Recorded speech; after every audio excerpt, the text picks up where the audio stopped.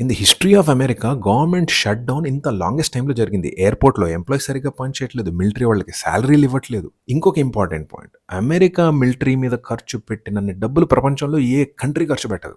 వీళ్ళకో style ఉంది. వీళ్ళ దేశాన్ని వీళ్ళు కాపాడుకోవడం ఒకటి.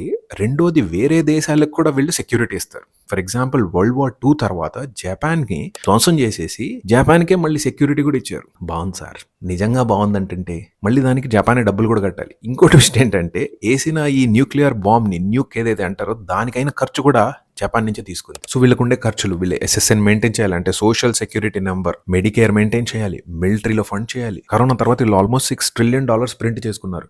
ఇప్పుడు ఇవన్నీ కలిపి ఇటు సైడ్ అమెరికాకున్న అప్పు, ఇంకో సైడ్ రష్యా యుక్రెయిన్లో నడుస్తున్న వారు, ఇంకో సైడ్ మిడిల్ ఈస్ట్లో ఉన్న టెన్షన్స్, ఆయిల్ని కంట్రోల్ చేయడానికి ఇప్పటికి కూడా అమెరికాదే పై హ్యాండ్. రేపు సౌదీ ఒకవేళ నీకు నాకు దోస్తానా కట్ అన్నాడు అనుకో, చాయ్ పియోజీ ఆ పరిస్థితి స్టార్ట్ అవుతుంది అమెరికాకి. Is it the right time to still keep your money in 401k in America? I don't know. నేను ఎగ్జాక్ట్గా ఏది చెప్పలేము. ఫైనాన్షియల్ వరల్డ్లో ఎవరు కూడా ఏది ఎగ్జాక్ట్గా బల్ల గుద్దినట్టు చెప్తున్నాడంటే అది జరగదు అనే విషయం. అంటే వాడికి సరిగ్గా అవగాహన లేదని.